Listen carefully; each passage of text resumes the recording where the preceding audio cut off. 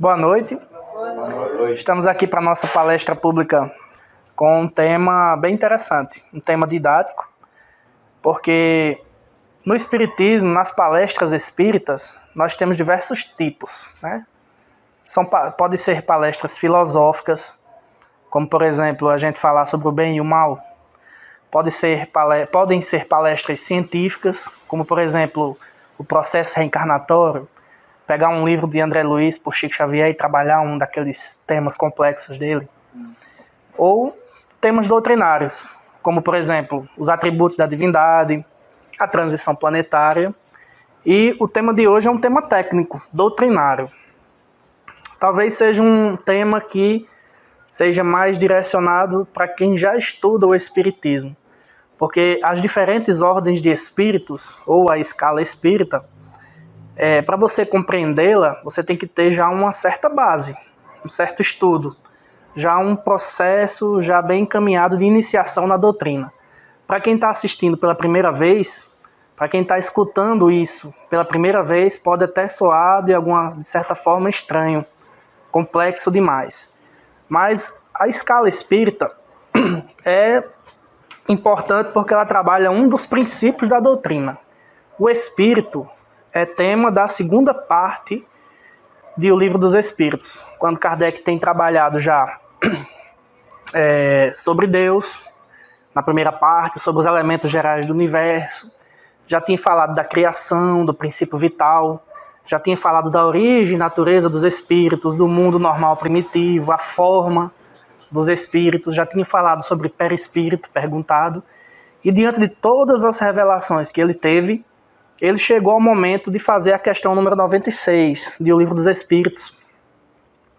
Ele imaginou, nossa, já me foi revelado tudo isso aqui, então eu já posso fazer essa pergunta, é uma dúvida que eu estou tendo.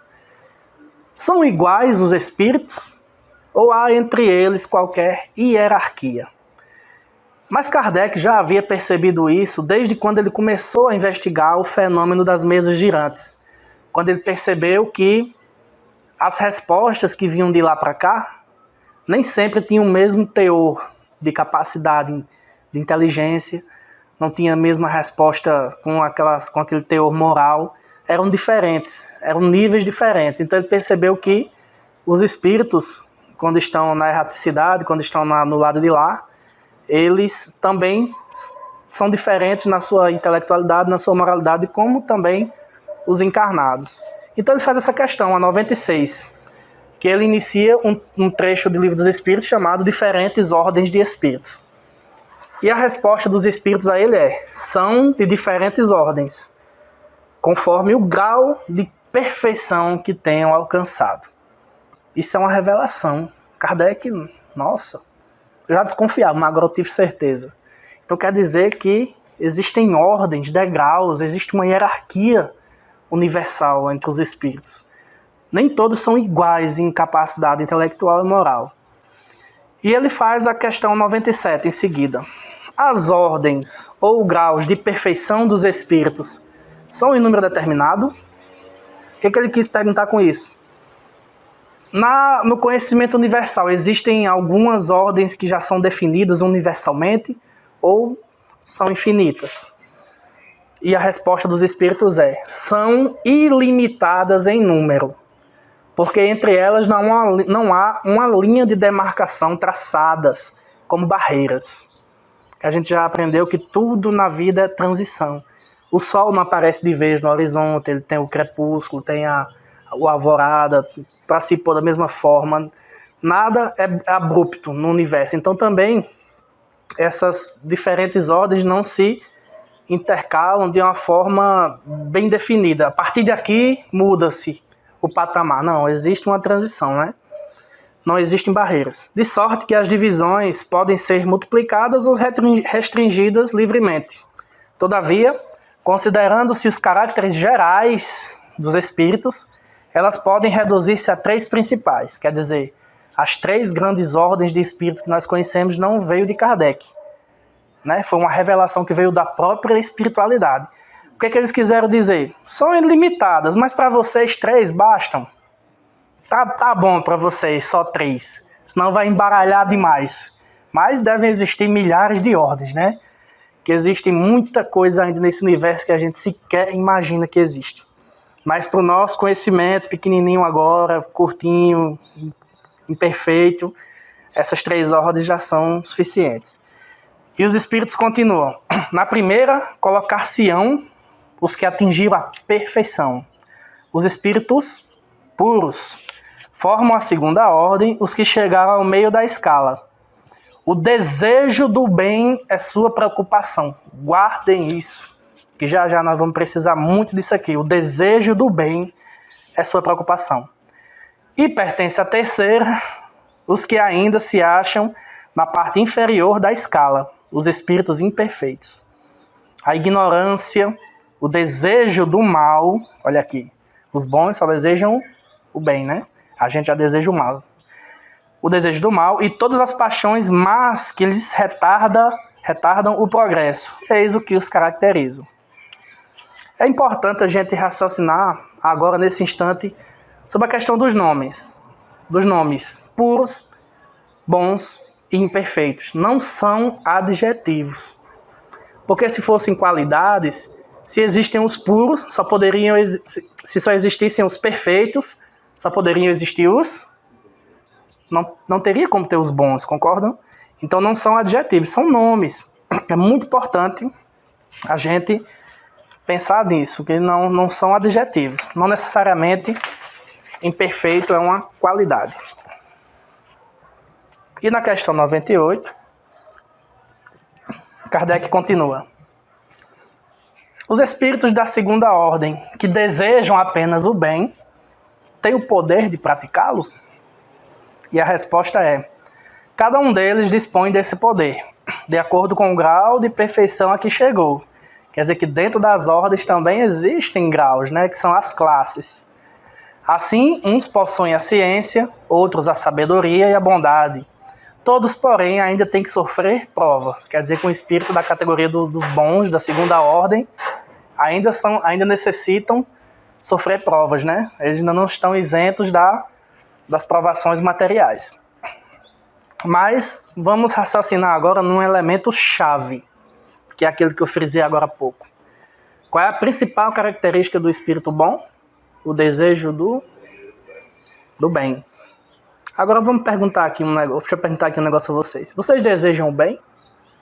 Sim, mas não o tempo todo. Vocês desejam? Você deseja? Não o tempo todo. Eu desejo o bem. Mas só isso não é suficiente para a gente se considerar na categoria dos bons. A gente ainda está longe. Desejar o bem, mas praticar o bem. Mas praticar. O elemento-chave... o elemento-chave ainda é outro, né? O tempo todo, é. Porque aqui na questão 97, eles respondem: o desejo do bem é sua preocupação. Lembra que eu acabei de falar isso? E na 98 eles dizem que desejam apenas o bem. Então quer dizer que um espírito da segunda ordem, ele não deseja mais o mal a ninguém. Por quê? De acordo com as circunstâncias, qual é o nosso desejo? É aí onde mora a diferença. Essa aqui eu considero uma das partes mais importantes dessa palestra. Esse raciocínio aqui. De acordo com as circunstâncias, qual é o nosso desejo? Como assim? Vamos lá. Nós também desejamos o mal? Nós, imperfeitos. Sim. Vamos fazer um pequeno teste agora. Se alguém der um tapa na cara de um filho seu na sua frente... E aí, qual é a nossa reação? Não, só Deus sabe não. Eu sei qual seria a reação de cada um aqui de vocês. A não ser que tem espírito bom aqui. Algum de vocês é dos bons já? Se for, pode vir tomar um lugar aqui e dar a palestra. Eu mesmo avançaria na cara da pessoa aqui. Por quê? Porque existe uma coisa muito interessante na questão do desejo, desejar. Você vê que isso é um verbo que está sendo bastante usado aqui, né? O desejo. Nós desejamos o bem até que o próximo mude isso, até que alguém te irrite, né? Porque o que é necessário para que um desejo se torne ação? O que falta? Eu estou desejando tomar essa água que está aqui. Mas eu tô só desejando. O que tá faltando para eu pegar esse copo d'água e beber? Não. Você tem a vontade de beber. Vontade. Sem a vontade, o desejo não se transforma em ação. Eu posso desejar agora e ali dar um tapa na cara de Marildo. Vamos supor que eu esteja desejando isso agora? Mas eu tô sem vontade. Não vou transformar esse desejo numa ação, não. Então essa é o grande cerne. A vontade é o desejo em ação. Então, se alguém der um tapa na cara de um filho nosso, você vai desejar revidar, você vai desejar fazer o mal àquela pessoa que agrediu seu filho na sua frente. E 99% dos casos você vai transformar esse desejo em ação através da vontade de revidar. Então isso é muito importante. Essa é a grande diferença. A gente deseja o bem, mas também a gente deseja o mal e de vez em quando transforma ele em ação, né? Como esse exemplo da agressão ao nosso filho. E existem milhares ou de outras formas que a gente, no nosso dia a dia, pratica o mal e nem se dá conta disso. Ou às vezes se dá, mas finge que não viu, né? Então os espíritos de segunda ordem, que só desejam o bem, a vontade deles vai ser sempre boa, né? Um espírito de segunda ordem, os bons, eles jamais vão desejar o mal e transformar aquele desejo em ação. Eles não vão revidar. Se um espírito bom, da categoria da ordem dos bons, estivesse encarnado e alguém agredisse o seu filho, eu tenho certeza como ele ia chamar a pessoa, peraí, o que foi? O que aconteceu? Vamos tentar resolver isso com paz, com amor. Por que você agrediu meu filho? Vamos conversar, vamos dialogar. Eu não estou com raiva de você, não. Você deve ter tido um motivo para fazer isso. Meu filho deve ter feito alguma coisa para você chegar a isso. Isso. É aí onde está a diferença. É aí. E esse é um dos milhares de exemplos que a gente pode ilustrar, né?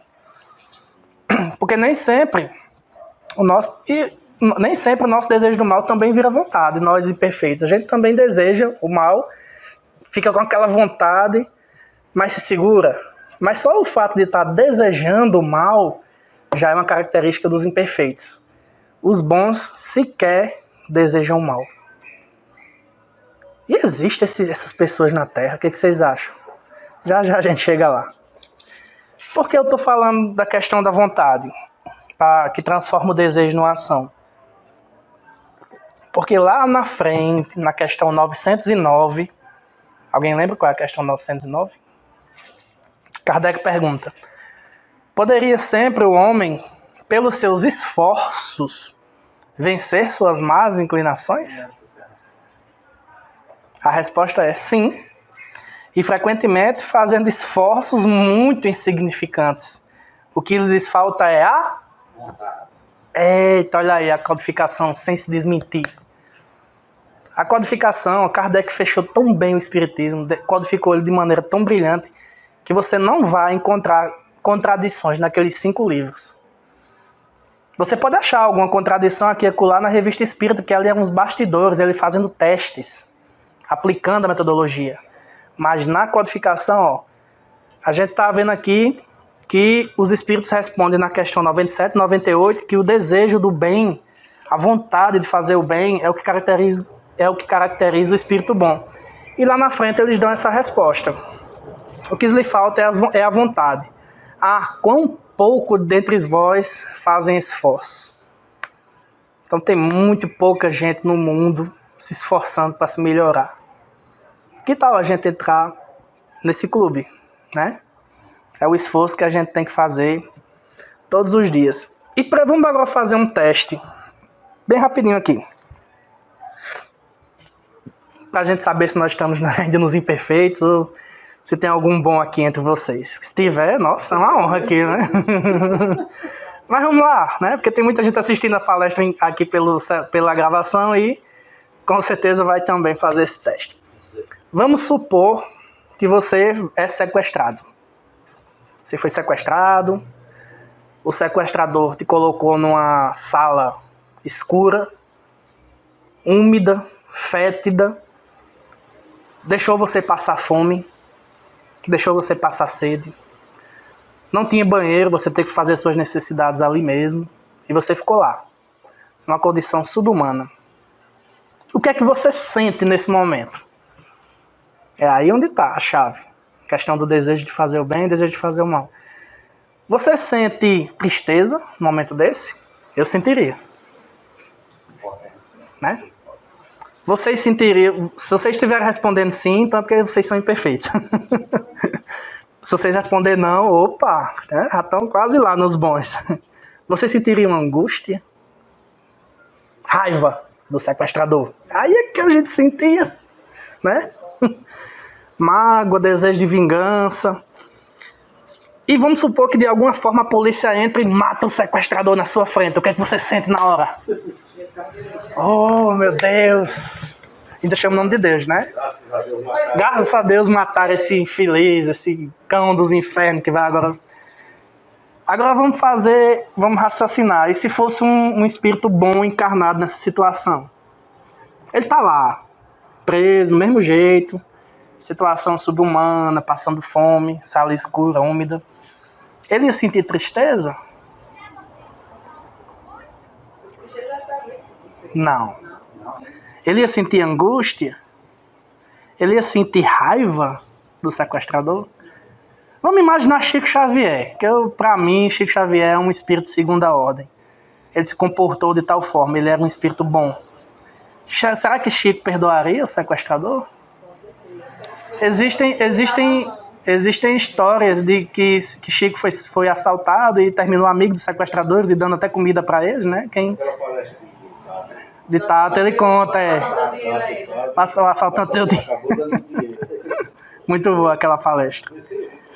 Por que eu tô falando isso? Porque eu, na minha pesquisa para essa palestra, eu me lembrei de uma das páginas mais belas e mais importantes da codificação, que está lá no capítulo 17 de O Evangelho segundo o Espiritismo, Sede Perfeitos. Qual é?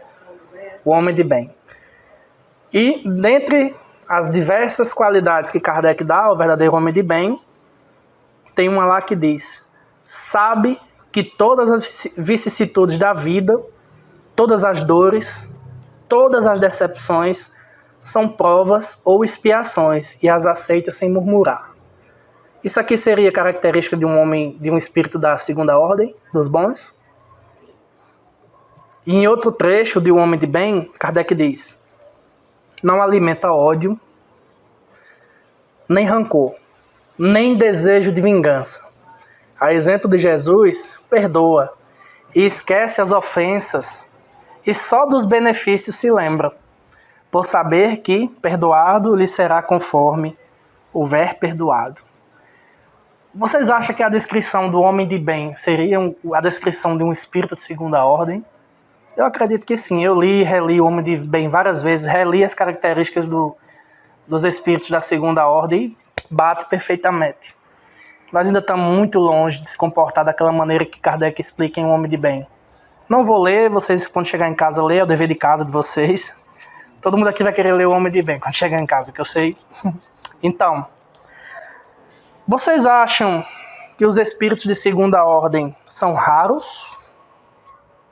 Encarnados. Se lembrem que a escala espírita é referente ao lado de lá. Nós aqui estamos em estado transitório. A gente faz testes, como a gente fez agora há pouco, para saber onde é que a gente está, mas é em relação ao lado de lá, a escala espírita, né? Puros, imperfeitos e bons. Não é em relação aos encarnados.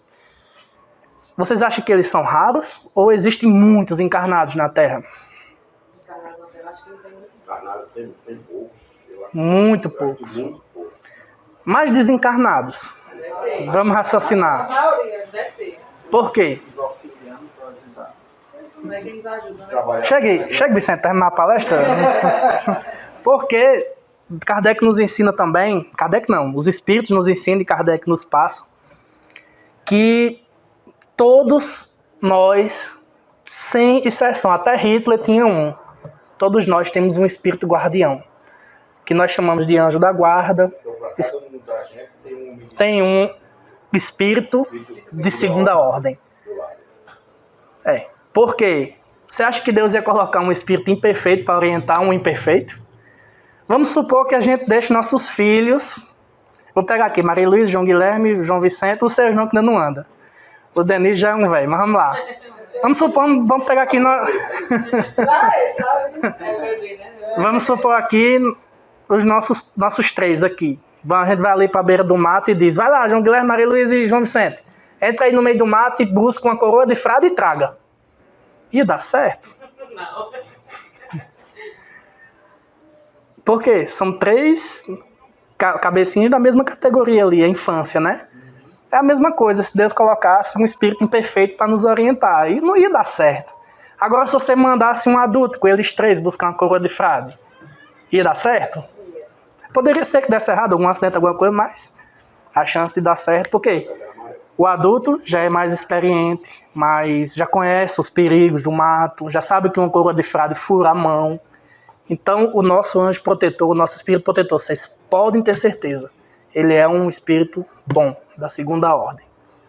E é muito importante que a gente sempre esteja em comunicação com eles.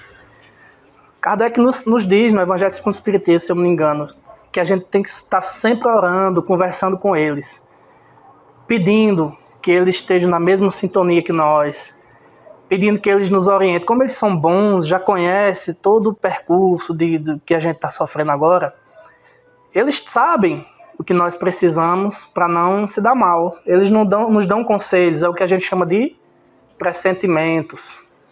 Então Kardec afirma que o pressentimento é um conselho de um espírito que lhe quer muito bem. Não precisa ser médium. Não precisa ser médium. Todos nós temos essa capacidade de mentalmente estarmos em comunicação com eles. A gente tem que estar sempre, ao acordar, ou ao ir dormir, ou durante o dia, se lembrar, o que é muito difícil nos dias de hoje, orar durante o dia, né? Que a gente está sempre no turbilhão da correria, mas é importante a gente sempre dar umas paradinhas no trabalho, relaxar, meditar um pouquinho, se colocar em comunhão, que as coisas vão dar muito mais certo. Então a gente tem que estar sempre em comunhão, em comunicação mental com o nosso anjo protetor, que é um espírito da segunda ordem. E eles sempre interagem entre si, né? Vamos supor, uma família numerosa, de 10 pessoas numa casa. Pode ter certeza que ali tem 10 espíritos bons, orientando aquela família. E eles traçam estratégias juntos, eles não têm rixas entre eles. O que eles desejam? Apenas o bem. Então aquela história de o meu santo não bateu com o seu. Se você levar em consideração que o santo seria o espírito protetor, tá errado essa afirmação, né? Eles se batem e se dão muito bem. Quem se bate uns com os outros é nós aqui embaixo, né? Porque somos nós que desejamos o mal, somos nós que temos essas paixões horríveis de ciúme, orgulho, raiva, desejo de vingança, né? E as três ordens, elas são divididas em diversas classes, 10 se eu não me engano. Mas eu não vou trabalhar elas aqui individualmente, porque ficaria uma palestra de 3 horas. Mas quando a gente chegar em casa hoje, ou amanhã, questão 100. Questão 100 do Livro dos Espíritos, a escala espírito. Vamos lá.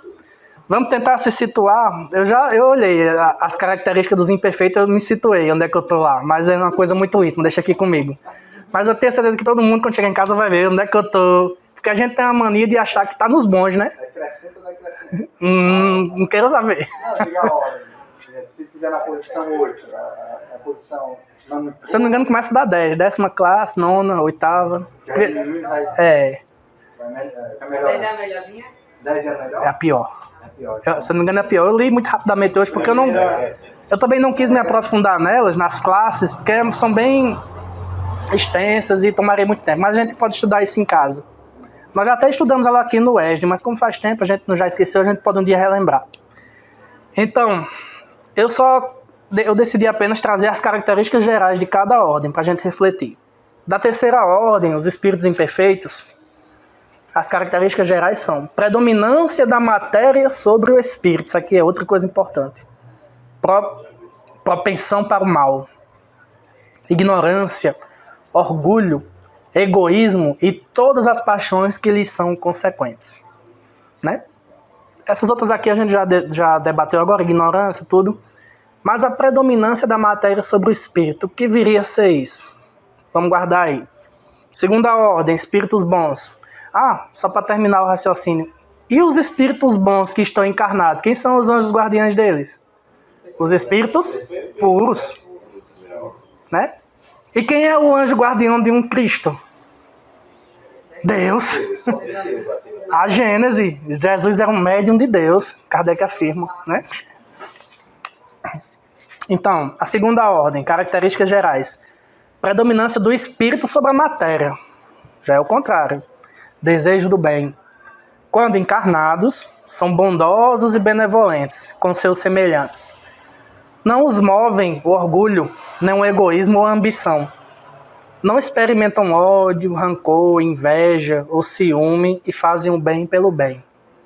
Sei por quê. Aqui eu só me lembro de Chico, eu lembro de Irmã Dulce, de Madre Teresa. Será que esses eram espíritos bons encarnados? Vale a pena a gente pensar nisso, né? Pra gente se situar. E os espíritos da primeira ordem? Os espíritos puros.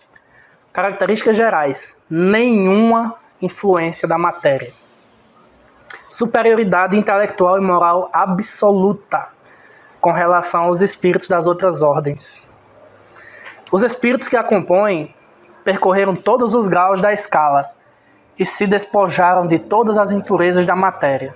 Tendo alcançado a soma de perfeição de que é suscetível a criatura, porque afinal essa perfeição não é absoluta, ela é relativa. O único perfeito absoluto no universo é Deus, né? Por isso que eles falam, a perfeição que é suscetível à criatura não tem mais que sofrer provas, nem expiações. Não estando mais sujeitos à reencarnação em corpos perecíveis, realizam a vida eterna no seio de Deus. O que seria a vida eterna no seio de Deus? Vira um anjinho tocando harpa lá eternamente?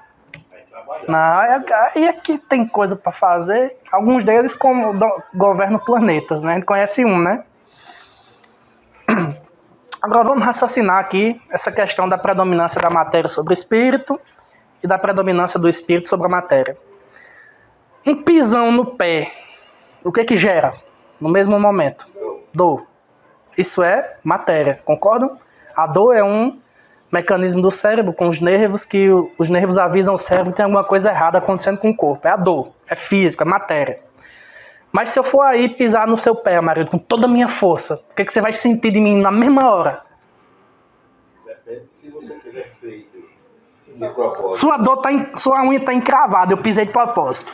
Aí, mesmo se não for de propósito, você tem muita raiva de você. A raiva vem do corpo, vem da matéria ou vem do espírito? Da matéria. Não, a raiva é um sentimento. É aí onde está a chave para a gente entender a predominância do espírito sobre a matéria ou vice-versa. Né? Porque não necessariamente a dor tem que estar associada à raiva. Né? Você pode sentir a dor. Um espírito bom aqui encarnado, se você pisar no pé dele, ele vai sentir dor. Mas naquele momento ali, o ímpeto, o impulso, será que ele ia sentir raiva de você? Não, porque ele já se livrou da raiva. Ele não cultua mais esse mau sentimento. A raiva é um sentimento é um sentimento nosso, dos imperfeitos. Se fosse bom, como ele estaria encarnado, ele ia sentir a dor. Ele ia sentir a dor. Ele não sentiria a raiva. Por quê? Porque o espírito predomina sobre a matéria. Para vocês entenderem isso, é só você lembrar do pisão no pé. Eu vou levar isso pro resto da minha vida, né? Pra gente entender o que é. E outra coisa, também existem vários exemplos. Quando a gente acorda de manhã, aquela vontade imensa de continuar dormindo. Parece que você passou a noite todinha trabalhando, pesado. Você acorda às vezes mais cansado que foi dormir. Isso é o quê? O espírito está cansado? O espírito cansa? Quem está cansado? O corpo. Então quer dizer que nesse caso aqui, a matéria está predominando sobre o espírito. Concordam? E agora essa aqui vocês vão rir, porque vocês vão lembrar de mim. Vocês quando estão com fome, ficam nervosos? Porque eu fico, viu? Quando vocês estão com fome, assim, vocês ficam irritados. Eu sou uma pessoa que fica irritada, ela tem dor de cabeça, ela só fala. Pronto. Isso é o quê? Isso é predominância de quê? Isso é predominância de quê? da matéria sobre o espírito. E existem diversos exemplos, né? Problemas financeiros, né? Financeiros, com certeza. A gente fica ali sofrendo, se amargurando, como se o sofrimento fosse pagar as contas, né? É por isso que o Cristo nos ensina, não se preocupe com o amanhã. A cada dia sua dor, né? O amanhã tem as suas próprias preocupações, Jesus nos ensina. Porque o espírito bom, ele pode sentir a dor, sofre a agressão, mas não perde a paz, não cultiva a má emoção, que seria a raiva, né? E os puros, que não têm influência nenhuma da matéria? A alegria, o amor deles, de um espírito puro. Vamos pensar em Jesus. Jesus está no topo da escala dos espíritos puros. Quer dizer que existe uma outra escala, que Kardec não trouxe para a codificação, porque isso aí é quando a gente já for mais evoluídos, é que a gente vai estudar isso mais a fundo. Quer dizer que nos espíritos puros ainda existe uma outra escala, né? Lacordaire diz isso ou outras, né? Lacordaire diz isso na Revista Espírita de 1868, que os cristos se encontram no topo da escala dos espíritos puros, né? Então é uma coisa bem interessante, é sensacional, que um espírito, quando chega no nível de Jesus, já no nível dos cristos, eles não nem mesmo estando encarnados, né? Quer dizer que o espírito puro ele ainda pode encarnar em missão e falhar, né? Ele pode cometer, porque a matéria ainda exerce alguma, né?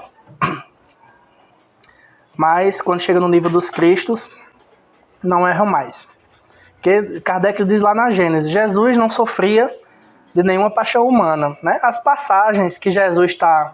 Existem diversas passagens no Evangelho, que a gente não sabe se foi erro de tradução, se foi má fé, mas existem diversas passagens no Evangelho que Jesus está amargurado, está chorando, está batendo nos vendilhões do templo, raivoso, nervoso. Vocês acham que Jesus sentiu isso?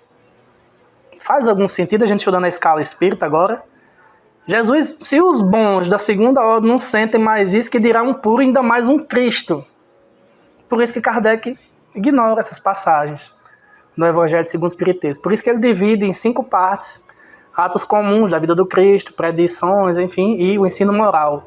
É o ensino moral que ele trabalha no livro Evangelho segundo o Espiritismo. Então essas partes onde está lá no Evangelho, que já pode ter acontecido, mas de uma outra forma, porque como os evangelistas eram espíritos provavelmente imperfeitos, alguns até talvez bons, não sei, mas eles trouxeram para o Evangelho, para suas escritas, características humanas, aplicando características nossas, de espíritos imperfeitos a Jesus. E a gente sabe que Jesus está a milhões de quilômetros de distância dessas imperfeições, né? E agora, para a gente finalizar, para entrar na reta final, a gente tem agora um pequeno problema. Só existem essas 3 ordens, né? Todos os espíritos do universo se encontram nelas 3. Lógico que nas esferas superiores, quem está estudando, sabe que existem outras divisões, como a gente viu no início, outras definições, mas para nós essas 3 já bastam. Só existem essas 3, né? Perfeitos, bons e puros. Então quer dizer que Deus cria os espíritos imperfeitos? Não é um problema agora que a gente tem? Ora, se Deus cria os espíritos imperfeitos, quais são as características dos espíritos imperfeitos? Propensão ao mal, orgulho, egoísmo, etc. Então, se Deus nos criasse já imperfeitos, quem teria colocado o orgulho na gente? Deus. Quem teria colocado a propensão ao mal? Deus. Nós não viemos com defeito de fábrica. Nós somos muito bem criados, com capacidade de chegar à perfeição, à pureza, à angelitude. Nós somos criados simples e ignorantes. Porque se assim fosse, né, Deus teria colocado em nós o orgulho, o egoísmo, a propensão para o mal, e nós o culpará. A gente podia culpar Deus. Eu sou assim porque Deus quis. Ele me criou assim. Eu não devo prestar contas com a minha consciência, nem com ele. Se eu sou assim é porque ele me fez assim, não é? A gente chega já lá. Rapaz, o que vocês estão esperando para vir para cá? Então, questão 115, um pouco mais à frente. Kardec pergunta, dos espíritos, uns terão sido criados bons e outros maus? Né? Já que ele já tinha sido visto revelado a escala espírita, já tinha passado por essa fase, ele lembrou de perguntar isso, né? Porque ele era o bom senso encarnado, ele não deixou escapar nada. Que perguntas aquele homem fez? E a resposta é: Deus criou todos os espíritos simples e ignorantes, ou seja, a gente não sabia de nada quando foi criado. Não tínhamos conhecimento algum. Ignorantes ao extremo, a gente não sabia de nada. Um livro com página em branco. Isso, um livro com as páginas em branco. Rapaz, eles estão... E nem sentimentos, muito bem. Né? A cada um deu determinada missão, com o fim de esclarecê-los e de os fazer chegar progressivamente à perfeição, pelo conhecimento da verdade e para aproximá-los de si. Descorre o resto da resposta, mas é bem extensa, mas isso aqui é o mais importante. Ou seja, quem é que escolhe entrar para as fieiras do mal, praticar o mal? Somos nós, porque ele nos dá o livre-arbítrio, né? Nas nossas primeiras encarnações, quanto mais a gente vai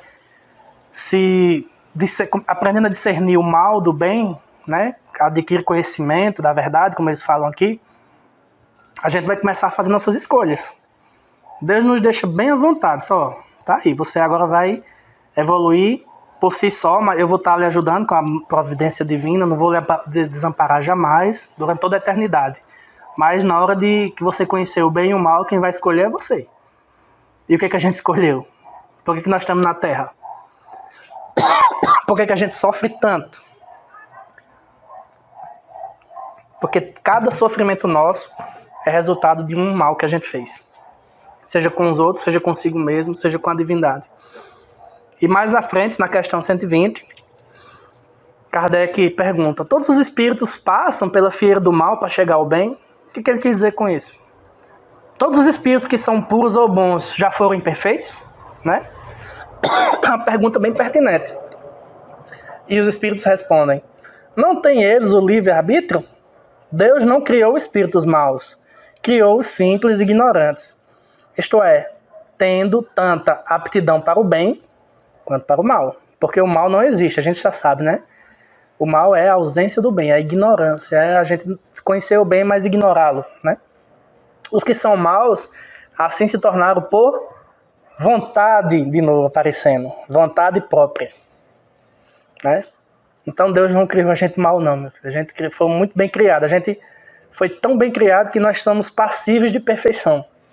Né? Não existe defeito de criação, porque se Deus errasse na criação, então ele não seria Deus. Deus não erra, né? Então a gente é que tomou esse caminho mais longo. A gente poderia ter evitado, economizado milhares de encarnações, talvez até evitado de vir a mundos de provas e expiações, como nós estamos agora, e passado da fase primitiva já, quando discerniu o bem do mal, ter seguido o caminho do bem e já ido para espírito bom mais rapidamente, né? Mas não, a gente decidiu ir pelo caminho mais longo. A gente gosta de sofrer, né?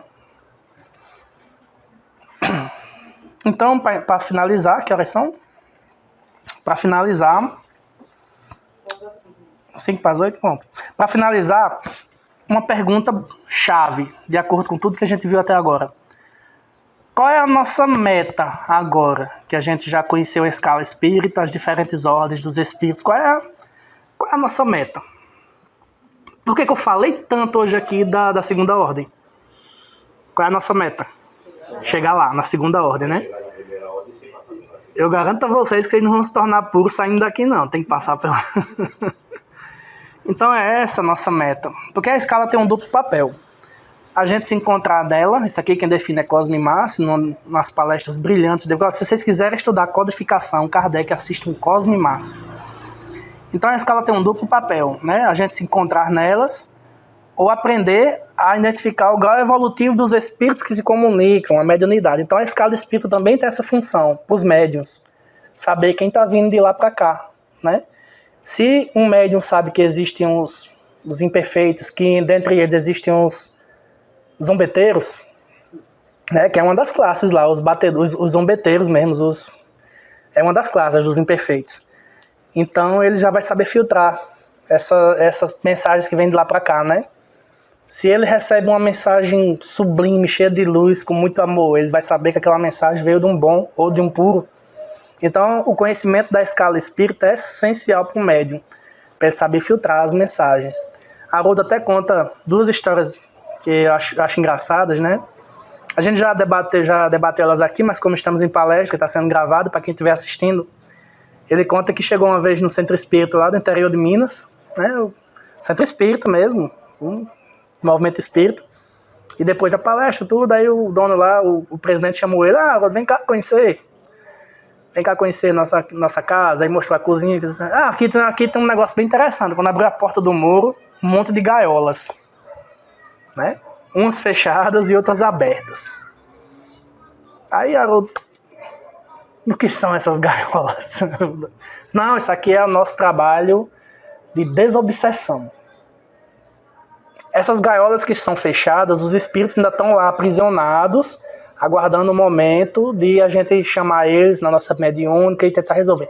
As gaiolas que estão abertas é porque é os que a gente já conseguiu libertar.